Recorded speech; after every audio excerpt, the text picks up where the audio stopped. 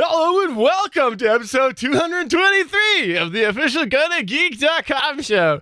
On this show, SP glares at Steven, Chris glares at Steven, and Steven glares at Steven. I'm Adam from the Digital Suit Podcast, a proud member of the Gonna Geek Network, just like the show you're listening to now. The opinions expressed are those of each individual. Check out all the other podcasts at GonnaGeek.com and get ready because geekiness begins in 3, 2, 1. This is it. The part of your week where you get to put your headphones on, relax, and listen to a bunch of geeks geek out about geeky things.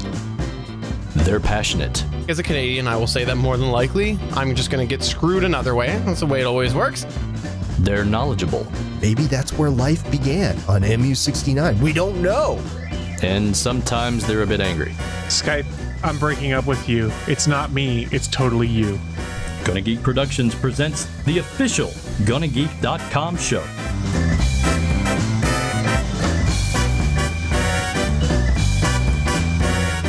Hello and welcome to episode 223 of the official GonnaGeek.com show. I am Steven, and with me, of course, is Chris Farrell. We're sorry, everyone. We're sorry about Steven. We also have with us the other one that's sorry for me, Stargate Pioneer. I'm going to glare meaningfully at you, Steven. You know what? If there's one person in life that you can count on to have a justified glare, it's me. Yeah, it's because all your shiny skin is glaring off the light that you're pumping at yourself. You know, I gotta say that I feel like I gotta screw with my camera settings again. You know, it's okay, but I feel like I can bring my lights up and reduce my camera gain. So, yeah. So, Steven, I got a question for you. Okay. Quest. What lights you up? What lights me up? What lights me up? I will tell you what lights me up. Oh, no. Only, though, if, baby, you light my fire. We're sorry. We're really sorry.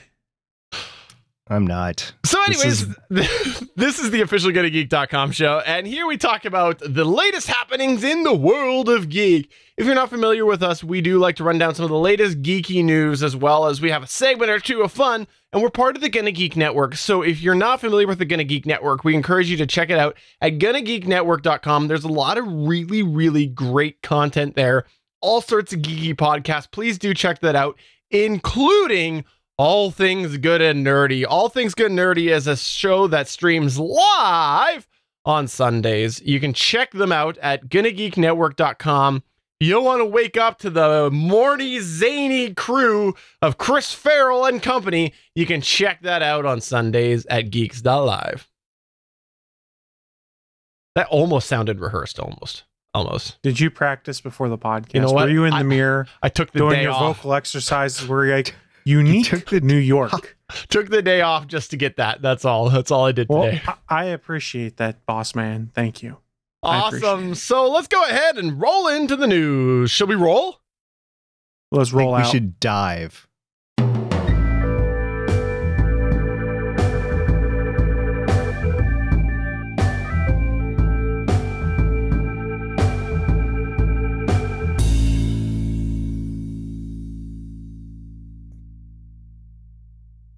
All right, so we're going to hear all about John Wick in a moment, but to start off our news segment, we have a fun surprise news point that we've got today, and it's a news point from the GonnaGeek.com show.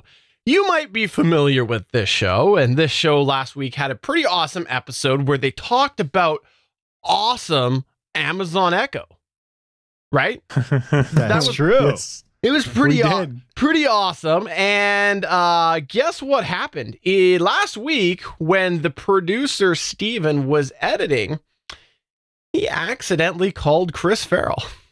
That is true. Remember that whole moment last week where Steven said, make sure you mute your Amazon Voice Services devices when you were watching live? Well, we did when we were watching live. However, he did not when he was editing over his speakers later that evening.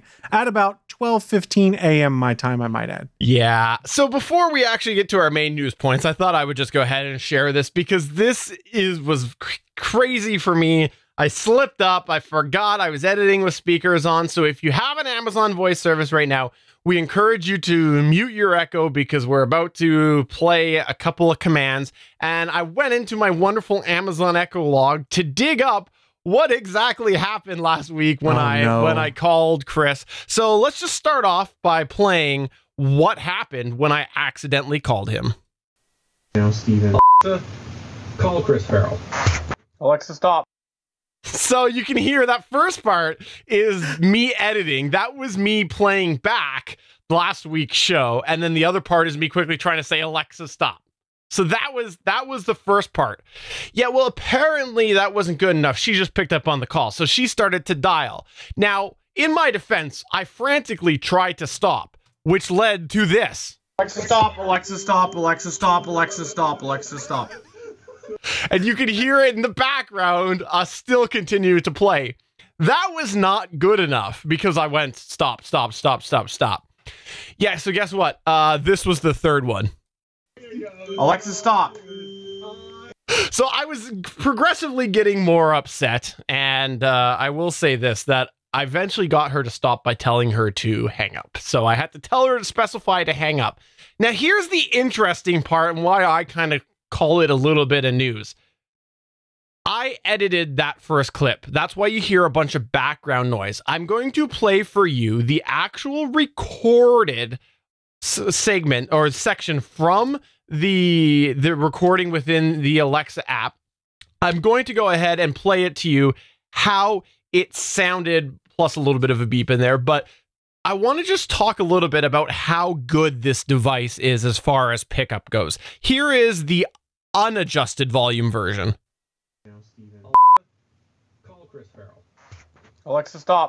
So it's significantly quieter. It is so quiet that playing it back without headphones was very hard for me to even hear how it triggered it.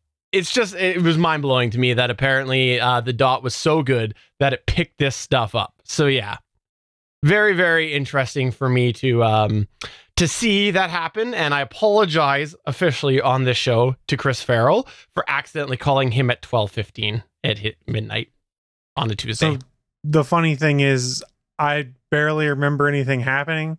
I remember hearing something beep and I went, and I rolled over and I vaguely remember incoming call from Stephen John Drew or something like that. But by the time I cracked open an eye, I saw nothing and I went back to sleep promptly thereafter. So I did not hear it, but now my concern is when you go to edit this episode, we're going to have the exact same problem again. Right. So, Stephen, remember to edit or to mute your Amazon Echo device before you go ahead and edit. And also, by the way, Chris, I don't know if Stephen told you this or not, but he actually messaged me saying, oh, crap, I called Chris last night as I was editing because waited till the next day. And I said, huh, you did? And I asked, what did you do? And he said, I told Alexa to stop. That didn't work. And I told Alexa to hang up. And that eventually worked. So I was like, oh, I wonder why you just didn't pull the plug. Literally. I wonder why you didn't, pull the power cord out and that would stop the call. So we did a little test. And no, the call continues. So there would have been no way to hang up if he had done that. So just a little mental note for everybody out there. If you think unplugging your device will stop it ringing on the other end, it doesn't. You actually have to tell Alexa to hang up. So yeah, don't unplug if you accidentally call somebody because it'll just keep calling and then you got to wait for the boot up. So SP, thank you for testing for that so that the next time I do this, like Chris said, I'm bound to make the mistake again. I won't just unplug and accidentally leave it dialing for an hour. I think everybody would appreciate that. So no, sincerely though, my apologies, Chris, and I hope that I didn't disturb fun time between you and your lady friend. Dude, I get up at 5 a.m. There's no fun time at 12:15. So the real question is, I don't care if it woke you up or not, but what about the dog? The dog sleeps like the dead. I don't even think he moved. So, if you're going to burglar Chris's house, don't worry about the dog. Simple as that. But let's go ahead and talk a little bit about actual news now. You were talking to me earlier today, Chris Farrell, about John Wick. What's up with that? That's right. I was talking to you about John Wick earlier. So, question for you guys out there in our chat room and for everyone else on this show. Do you guys watch and do you enjoy the John Wick movie series? I haven't seen it yet. No, I've never seen either of the two. No. All right. So a little background then. The John Wick movie series, it's a hard R action movie, but it's kind of a take back to the action movies of like the 80s and 90s. This is a group of stuntmen that got together to basically put together an action movie that has more realistic stunts than what you see today, that has people doing accurate training for how to use all these firearms and things like that, to try and make, for a lack of a better term, a more realistic but more of a throwback to old school action movies. They have been resounding successes. Nobody expected a ton of stuff on that, but the first John Wick movie came out and Keanu Reeves and the stunt team just blew everyone away. John Wick 2 came out last year. It was more of the same. John Wick 3 has been greenlit. I think we'll start filming soon, but it's like a renaissance for Keanu Reeves again. We had him in The Matrix. Everyone's like, wow, he's really good here. He does a lot of his own stunts, a lot of his own gunplay. Keanu Reeves does the exact same thing in the John Wick movies. There's videos of him training on how to use all the different firearms for stunt sequences, training for all the fight scenes. He's really into these movies.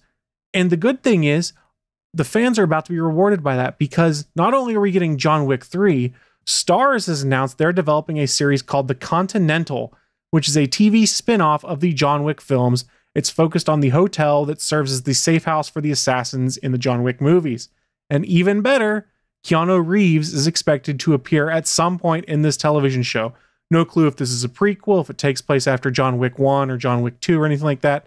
But guys, John Wick is getting a spin-off TV series, and I'm super stoked. They gave a bit of background behind it. Specifically, Starz CEO Chris Albert came out and said, the Continental promises to include the thunderous fight sequences and intensely staged shootouts between professional assassins and their targets that fans have come to expect in the John Wick movie franchise, as well as introducing some new, darkly compelling characters who inhabit this underground world. It looks like it's going to be really interesting. Where it gets even better is Chad Stahelski and David Lech, who were involved in the movies, who's the director and the production team on that, are going to be involved in this. In fact, Stahelski is going to direct the premiere episode. So the director of the John Wick movies, a stuntman who helped put together all these cool stunt scenes, is directing the premiere episode, presumably going to help structure some of the fights we see in that. If we get the same quality of fight scenes and shootouts that we get in the movies, this is going to be an awesome, awesome TV series. So not only do we have the movies now, we have comics, we have a spin-off TV show. Give me more, because this world just has me intrigued. And if you guys haven't given it a chance yet, go and check out the John Wick movies. I think they're available on Amazon Prime, but I'm not 100% sure. But go pay the $10 for a Blu-ray of John Wick 1. You're going to love it, especially if you love 80s and 90s action flicks. It's just intense, awesome action. So is this Mr. Wick from Drew Carey's show? Is that who this is? It is not Mr. Wick from the Drew Carey show. No. Oh. I've been looking forward to watching this. It's just I haven't had time to put it in my schedule, and I'm actually really looking forward to seeing it. I was told by a lot of people that the first one was really cool, and the second one maybe not so much, but it's still a good movie. I just haven't had a chance to watch it, and from everything you said, it's cool. Now, for the cameo, though, I got to go back to the Agents of S.H.I.E.L.D. and the Nick Fury cameo. It was like one episode, he was in and out, and that was it. So I think you're looking at something on the order of that with Keanu Reeves rather than a full-fledged like arc of episodes. It depends on how desperate Keanu is, let's be honest, because any year could be different than the previous. I think it's more a matter of when this series is set. I don't want to get into spoilers because you guys haven't seen it, but John Wick 2 ends on a note that kind of flips everything on its head, and it'd make it more difficult for John Wick to appear at the Continental, but not necessarily impossible. So I could very well see him showing up. Some of the stuff I've read online had said 1 to 2 episodes he'd be in. There's no actual confirmation, but I'm sure if they're tying this into the upcoming John Wick 3 movie, he'll be making an appearance, even if it's for just, say, an episode and a half or something like that without any extended stuff. You might get a couple cool fight scenes or him coming upon something. I don't know. I'm building it up in my head a lot. I just want to see it. I want to see it real bad, guys. So is it a candle wick? I'm completely lost here. His name is Wick. John Wick. Gotcha. Not John D, a former host of the GonnaGeek.com show. He is not Wing, aka John D. Okay. All right. Well, we will wait to see how John D's new TV series goes, but we'll find that out at a later date. All right. So let me tell you, or let's talk a little bit about the next news point. SP, what do you got? Well, way back in September, do you guys remember there was a hurricane that rolled through Houston, and the James Webb Space Telescope was undergoing some freeze testing, vacuum testing at the time, and I said, we're looking forward to hearing what happened. Well, guess what? They finally came out and said that James Webb came through just fine. They're moving on to the next phase in the telescope's development before its 2019 launch. So the story, as I found it in space.com this past week, said that the James Webb Space Telescope survived a hurricane and is now off to earthquake territory. So they survived one natural disaster and they're heading to a region that has an entirely another natural disaster. Way to go, NASA. Let's just hope that James Webb comes through without any harm here, and really for the entire state of California and the western side of the United States and Canada too. You'd be affected by that, Stephen, I would think. So the James Webb Space Telescope has come out of its deep freeze and will soon leave Houston to unite with its Sunshield and spacecraft bus in California to prepare for a 2019 launch. Mark Volton, the manager for the Optical Telescope Element and Integrated Science Instrument Module, so basically the head of the science part of the development of the telescope, said, we're extremely elated to be here, especially after the successful completion of our cryovacuum and optical testing of the world's most magnificent time machine, the Webb telescope. And why is it time machine? Because they're looking into the past, because it's taken all these actual visual waves and near visual waves so long to get to us that it's looking into the past. That's why they're calling it a time machine. It's not a TARDIS. It's not a DeLorean. It's not actually a time machine. It's just looking into the past. So the telescope's instruments were built and tested at the Goddard Space Flight Center in Maryland, but traveled to Houston for access to the huge Chamber A, which, by the way, was adapted for Webb after testing Apollo's command and service modules in the 60s and 70s, and several other missions over the years as well. For Webb, the chamber was cooled for more than a month to 20 Kelvin. You guys realize how cold that is? That's Kelvin really is absolute zero. So it's just 20 degrees Celsius basically above absolute zero. That's pretty dang cold. So slightly colder than the winters you've been experiencing. That's right. Just slightly, not much. So it was tested for a month and finally returned to room temperature over the course of another month, because you can't just flip a switch and then heat it back up. It takes a little bit of time to get it back to normal temperature. Otherwise, you're going to break a bunch of stuff. So that's why it took another month to get it there. This was the longest and maybe the most complex testing done in Chamber A, that NASA officials said. So during that time, Hurricane Harvey hit, but the telescope didn't know, the chamber didn't know that there was an event going on outside its environment. And that was from Jonathan Hoffman, or Homan, who was the project manager for Webb's chamber test at Johnson. We had spent probably more than a month to get to the chamber and the telescope down to the test temperatures. And we were ready for testing. It was a primary part of the optical testing. It maintained its minimum temperature, held those conditions without any incident. With that meant that helium refrigerators were operating, cryogenic liquid nitrogen systems were operating, vacuum systems were operating, lots of telemetry, data systems, control systems were operating, and the building did take some water hits, but the actual space telescope and the elements and the test chamber came by just fine. Although the storm was much fiercer than expected, the Goddard teams had planned well enough that they were able to keep personnel and hardware safe and avoid any interruption to testing. And afterwards, many of the Webb team actually volunteered in the community to help Houston recover. So Before the telescope came to Houston, Webb's mirrors and instruments were subjected to violent shaking, pressure, and chill to mimic the dramatic changes of launch. Now, the vibration changes are probably the most volatile changes that the telescope's going to undergo, and that's where a lot of satellites actually get their fails, is because of the lateral vibrations during launch. They're just incredible. It's a lot of people think it's like the 9Gs, 7 to 9Gs that the rocket actually purports, but it's incredibly well supported along its axis. The issue is the lateral vibrations during launch. That's the issue. And this tested just fine through that. Now that it is proven its mirrors and instruments can align, focus, and track an artificial star in Houston's cold vacuum, it will head to reunite with its tennis court size sun shield. And wow, that's a big sun shield. Wow, that's big. I was thinking the exact same thing. Well, they have to keep it cold because it's doing infrared. So they have to actually block out all light and make it as black as possible on the other side. That's why they're doing that. So it's just a huge sun shield. And actually the mirrors themselves are pretty big too. And the rest of the spacecraft at Northrop Grumman's Aerospace Systems facility in California, probably starting the moving process in late January or early February. There it will be vibrated, stuck in another vacuum, and blasted with sound.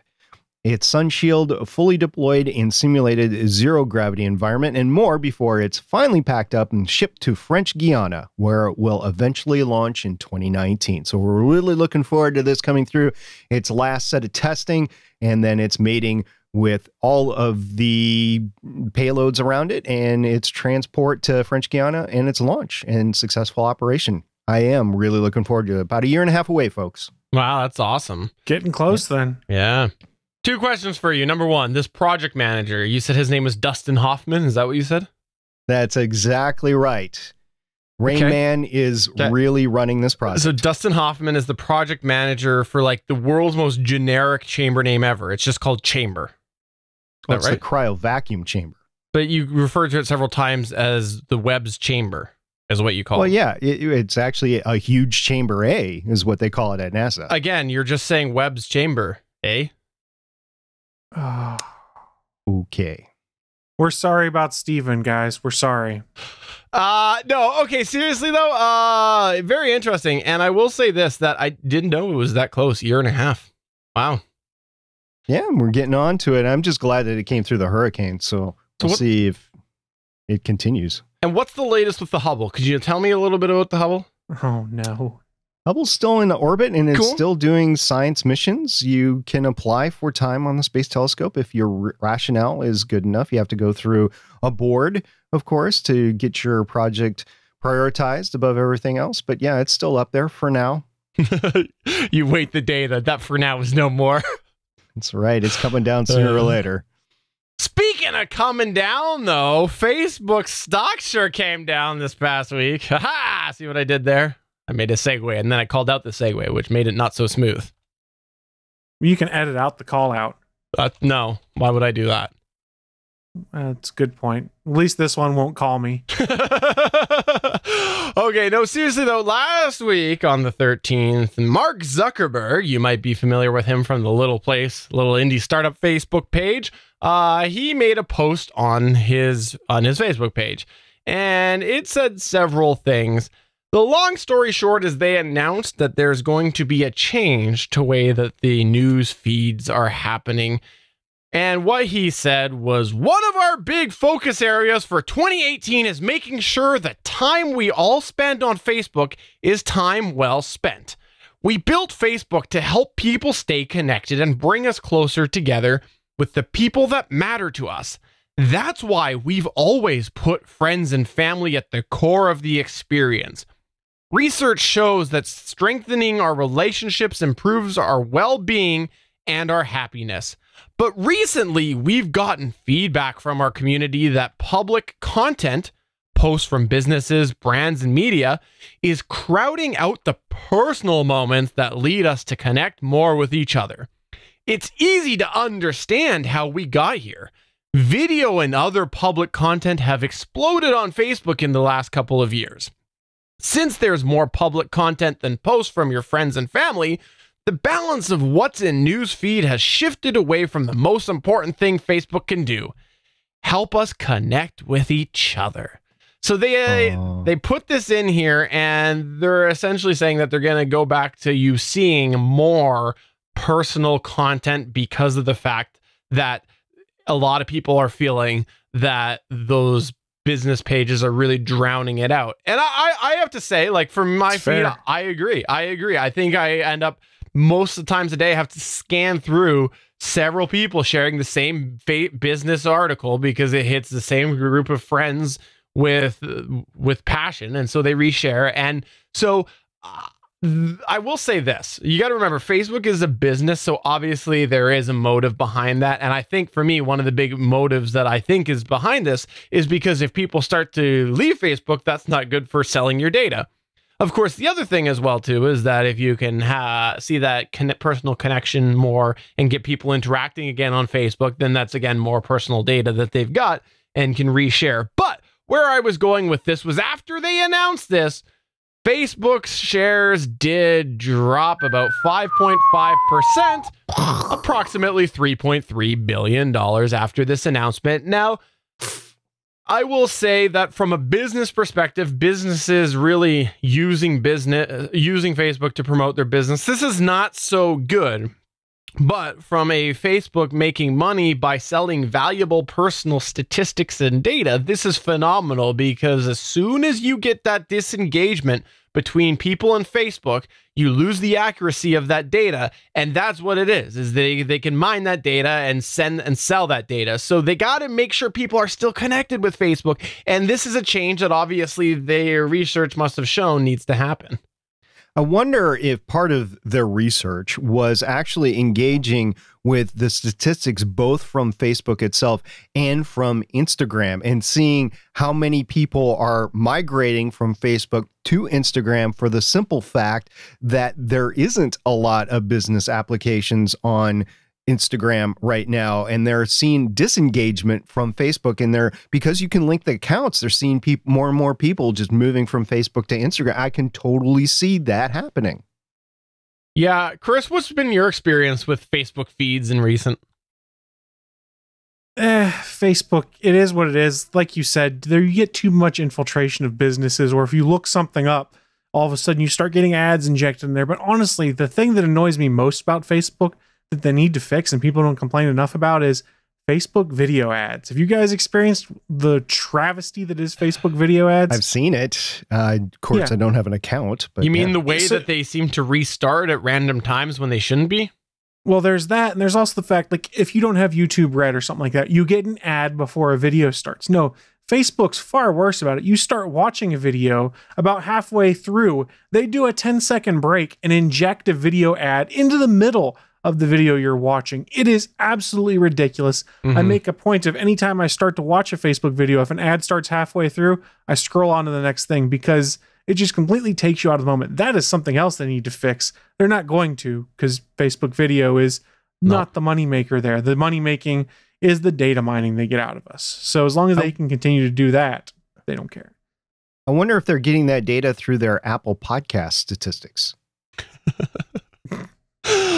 There's a little joke for all of you who are podcast creators.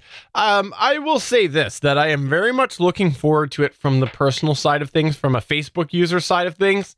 As somebody who has the Gonna Geek Facebook pages and stuff, and has had extreme difficulties getting people to see some of the posts because of the algorithm, this makes me a little bit worried, because it's only going to get worse. Obviously, our Gonna Geek Facebook page is going to be more buried. It's just the way it's going to be, because technically it's not a personal Facebook page. So I think it's interesting. I think it's the right move from a user perspective, because there are certain things that just put me off of Facebook when it is just business page after business page.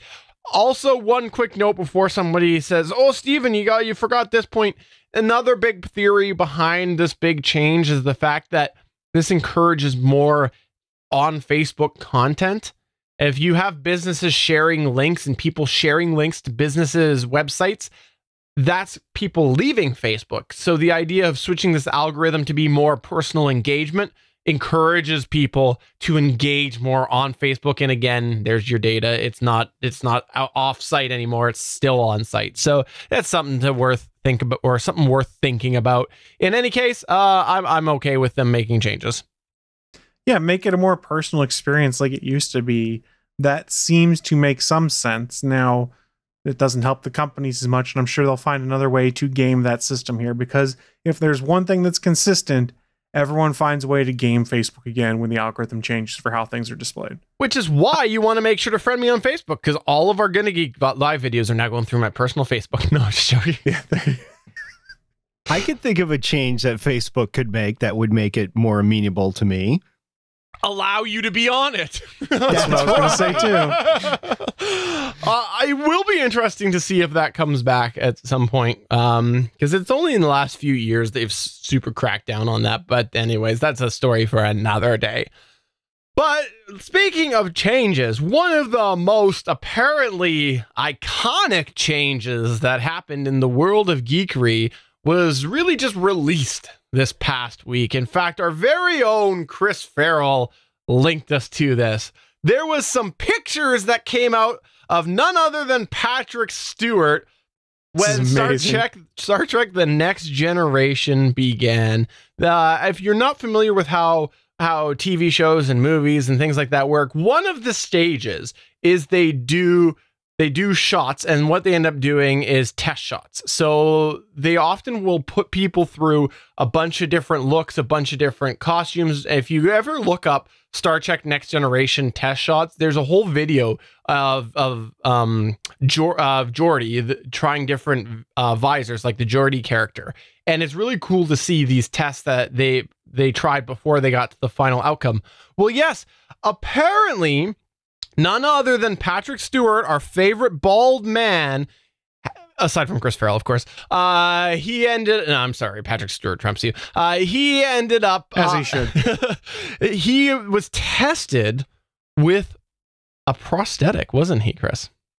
He was, in fact, because I don't know if you guys knew, Gene Roddenberry, when it came to the casting originally, was not sold on Patrick Stewart to play the role of the French Jean-Luc Picard. However, he seemed to win everyone over in auditions, but one of his concerns was the fact that the captain should not be bald, should have a full flowing head of hair. So they tried to see what they could do about that in some screen tests. Yeah, so they ended up putting a wig on him. So Google this. It's really quite neat. Patrick Stewart almost had a full head of hair. And I will say this, though. Pretty sure we actually saw a wig in Next Generation during a flashback, didn't we? Young Picard had hair, if I recall correctly. Yeah. But It wasn't Patrick Stewart. Yeah. But it does not look right at all. Does not look right at all. And there is something, though, that I don't know if you guys noticed, but on the on the picture that's floating out right now, there's something on his right side. Yep. Sorry? Locutus. Right. This is not a test shot that is out there. This is not a test shot as I set it up with early Next Generation. No, this is a test shot from when they used it in the flashback in one of the episodes, because he has the Borg piece on his right side. This is not an early Next Generation test shot. Unless they were screen testing captains with stuff on their head. Yeah, but he didn't wear that costume when the Borg were around. Well, and that's what I'm wondering, because why would he have a prosthetic on the right side of his face if it was a test shot from the very first, like before things started? I don't think that's a Borg thing. I think that's just something from the test shots. I don't know. My conspiracy theory says that this is not what people are believing that it is right now. Well, first of all, I think Chris is jealous because Picard actually has some hair. So, oh, dude, I gave up on jealousy over hair years upon years ago. And then let's not forget, Patrick Stewart is soon to be an American citizen. Is he? Yeah, you know, he was, not to get political, not trying to get political, but he was so affected by the recent election that he actually wants to make a difference, and he is becoming an American citizen in order to make a difference in the next election. Oh, wow. I didn't know that. Yeah. You need to watch your morning TV, I guess. Apparently. And by the way, just so we all know, season 5, episode 12 of The Next Generation featured Patrick Stewart in this uniform with hair.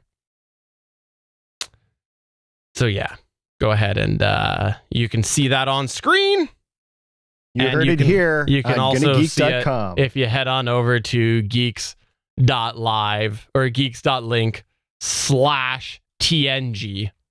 That'll take you right over to where that proves. So yeah. Anyways, I just wanted to go ahead and debunk that on here because You said it had to do with Borg stuff, though. Sorry. So you're wrong there. There's some form of implant. I'm pretty sure in that episode he's got some form of implant. But in any case, I'm pretty sure that these are test shots from that episode. So yeah, sorry, burst your bubble.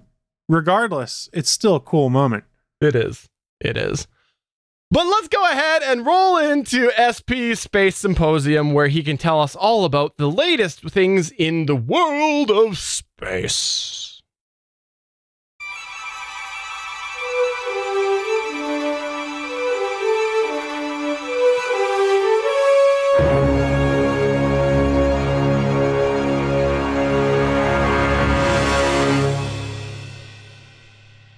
We've been having a lot of fun. At least I've been having a lot of fun with the SP Space Symposium. We've talked about all sorts of different space telescopes. We moved on to orbiting probes, covered the first couple of orbiting man-made probes that we ever sent off into space as a species.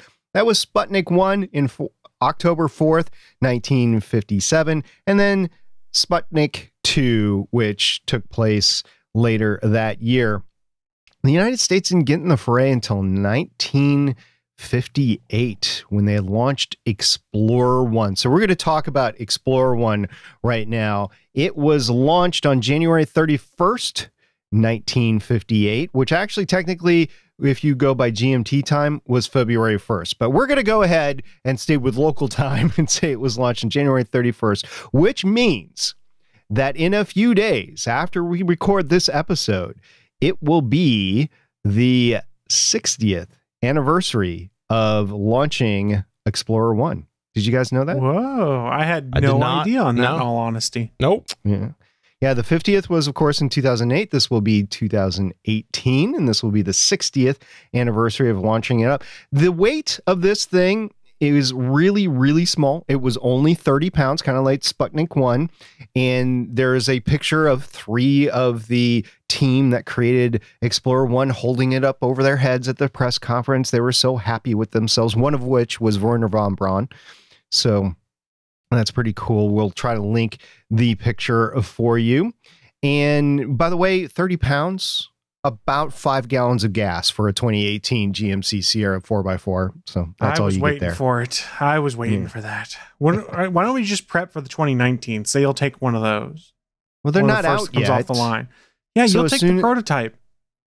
No, there are too many problems with the prototype. I'm going for an actual production model 2018 or 2019 when it comes out. Where's your sense of adventure? I want a truck that works. That's what warranties are for. It's a GMC after all. Yeah, that's your problem. Anyway, it was launched from Cape Canaveral, and it was sent off into this elliptical orbit because they didn't know how to do circular orbits. Matter of fact, they had to tone down the third stage, or the second stage, actually, I think, for this particular rocket. It was a Vanguard rocket, and they had to tone it down, but it was launched into an elliptical orbit, which had a apogee and perigee of 222 miles and 1,580 nautical miles with an inclination of 33 degrees. So it was at least closer to the actual equator than the Russians, because their launch inclination just sucks out of Baikonur. So that's what it's at. So what were the purposes? Well, first of all, to prove that we could do it. Sputnik 1 and 2 went up in 1957. So we're like, we need to put one up there. And then on December 6th, by the way, there was a Vanguard failure, and it was supposed to be our first satellite. It, of course, did not work. So this was the first chance to throw something up that actually worked. And this was our chance to prove that we could receive telemetry on the ground and then actually perform scientific measurements. Now, as we've heard back with the Sputnik space symposiums that I did, is they did have some scientific instruments on board. They just didn't share that data with anybody. So they lost all on the scientific discovery. But of course, the Van Allen radiation belts are named for James Van Allen because we did produce the science results out of this. And so it was measured, the Van Allen radiation belts were measured with the cosmic ray detector, and they proved that the existence of the radiation belts, and it was subsequently proved with another satellite a few months later. So we got confirmation known from it, and thus the Van Allen radiation belts. It also had a micrometeor detector on board, which did actually get a lot of hits. So they were curious as to how much debris there was in low Earth orbit, and they found out that there was some, but not enough to actually do any significant damage. So a little bit about the history of this satellite, a little bit about who actually created this. Remember, in 1957-58, NASA didn't exist yet. So all you had were the U.S. Armed Services that were working this. So you had the Air Force, and they were working on the Atlas A, which was a version of an ICBM, and it was completely untested. And just so you know, most of the time ICBMs have very, very dangerous lateral vibrations. We were talking about that before in this podcast with the James Webb Space Telescope. ICBMs, boosters made out of the ICBM boosters are just terrible at those vibrations. Why didn't they just take Imodium for their IBS? Oh, wait, sorry. Because it would have probably burned up in the rocket chamber. Oh, gotcha. Okay, gotcha. Okay. So, and also the Naval Research Laboratory in Washington, D.C., also known as the NRL, had the Vanguard, which was a derivative of the Viking weather sounding rocket, and it itself was a clone of Wernher von Braun's V2 rocket that terrorized London in World War II. And two of Vanguard's three stages were actually liquid fueled, so that was a little bit different as well. And then there was the Army team, which was von Braun's team itself, and they used the Jupiter rocket, not the Vanguard rocket, as I said before. They used the Jupiter rocket, which is a derivative of the Redstone, and it had a solid booster upper stage stacked on a spin-stabilized tub. And the addition of an additional stage turned the Jupiter into Juno and make it into a orbit-capable booster. So it was actually the Juno rocket, but it was modeled after the Jupiter rocket. So a launch attempt was made for our site. I won't cover this later. Was made for the Explorer 2 satellite on March 5th, 1958. But the fourth stage of the Jupiter C rocket failed to ignite. Explorer 3, however, was successfully launched on March 26, 1958, and operated until June 16th of that year. So that is the future of the Explorers. You had 1, 2, 3, and 2 didn't work, but 1 and 3 did. Little known fact, by the way, for 12 minutes of the Explorer 1 mission, scientists and engineers had no idea that they had succeeded. Why was this? Because we didn't have the ground station coverage that we have today to actually prove this. So they had to wait 12 minutes until it went halfway around the Earth before it got to its first ground station and actually received telemetry from the satellite. So for 12 minutes, the team didn't know if it had worked or not. That would be a very long 12 minutes. That's a lot of stress right there as you're going, oh no, did we screw up? Oh no, did we screw up? Did I do something in metric insteed of in inches or vice versa? Oh no. I was just talking about, these are the same people that bomb Mars eventually too. So yeah. So yeah, there was only 10 ground stations at the time, and they weren't placed in a definite path of the initial orbit, so they had to wait 12 minutes to get a signal back. The satellite was operational for 4 months, which was quite some time back then. We actually had some decent batteries on board. And then later that year, on July 29th, 1958, NASA was formed, and it would go on to include the Jet Propulsion Laboratory as part of its organization, and JPL was one of the creators of Explorer 1. And then eventually they would do the crewed missions and all of that, which we'll get to eventually. So the last transmission from Explorer 1 happened on May 23rd, 1958, but it was still up there until March 31st, 1970, after 58,000 orbits. That's a Wow. long time. That is. That's crazy. That was up a while. I can't believe that. So it stayed up that long. Huh. Interesting. Stayed up for 12 years. And by the way, Vanguard, which we'll talk about next time, Vanguard 1C, is still up there, and it is the oldest man-made object still in space. Wow. Aside from that statue of SP, of course. Well, everybody's got to have a little bit of SB, even the aliens. That's a secret. You can't share that. All right. So let me ask you this. Obviously, you said it launched March 26th. Last transmission was May 20th.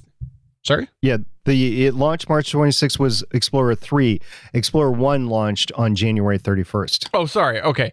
So basically 5 months worth of use. Is that right?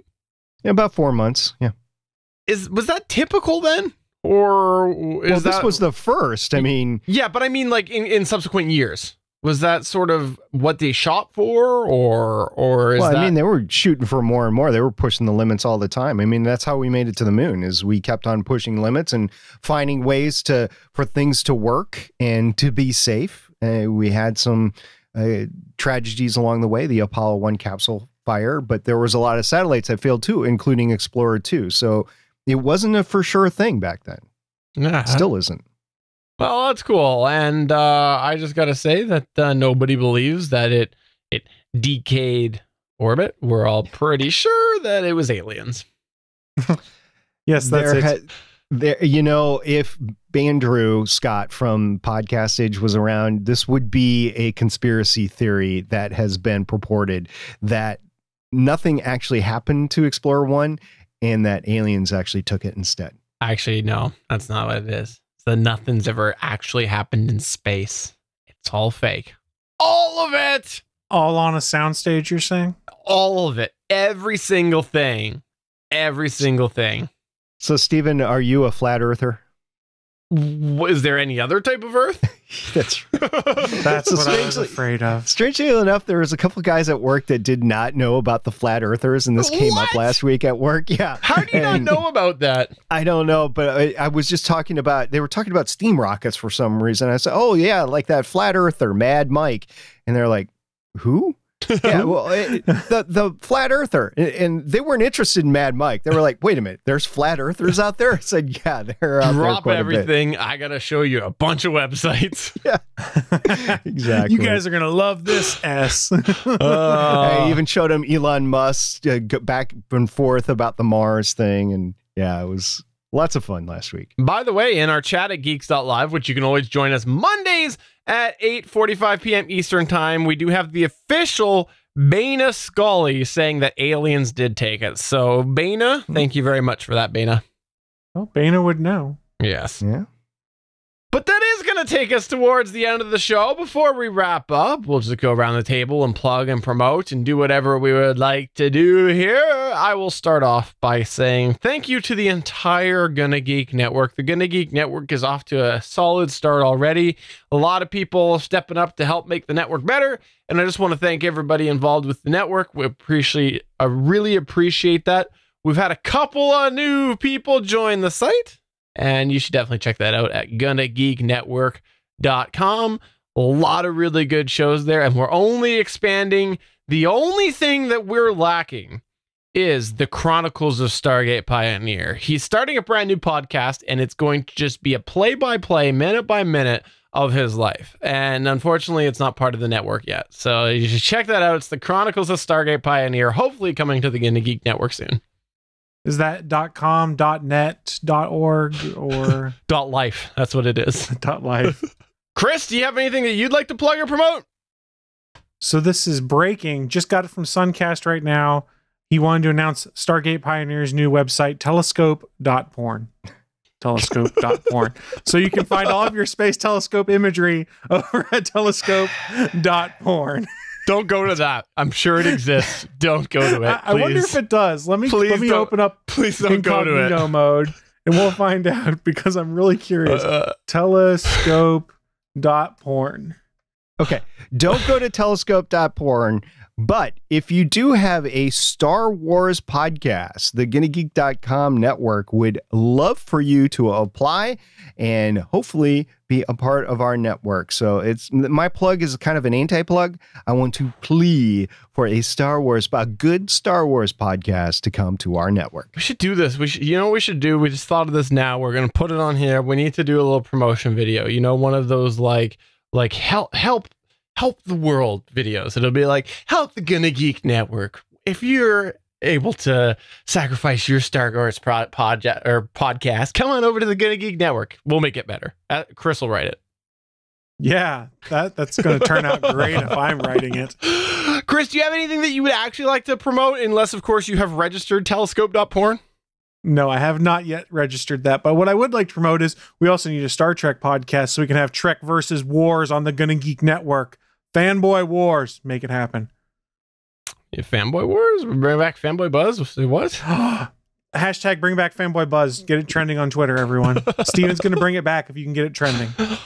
Awesome. So, for episode 223 of the official GonnaGeek.com show, I'm Stephen John Drew saying somebody should really register telescope.porn.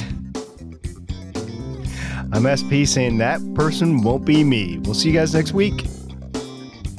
I'm Chris Farrell, the proud owner of telescope.porn. Oh. Only $89 a year. It's available now. Check out your local registrar. Ding. Bye. Bye, guys.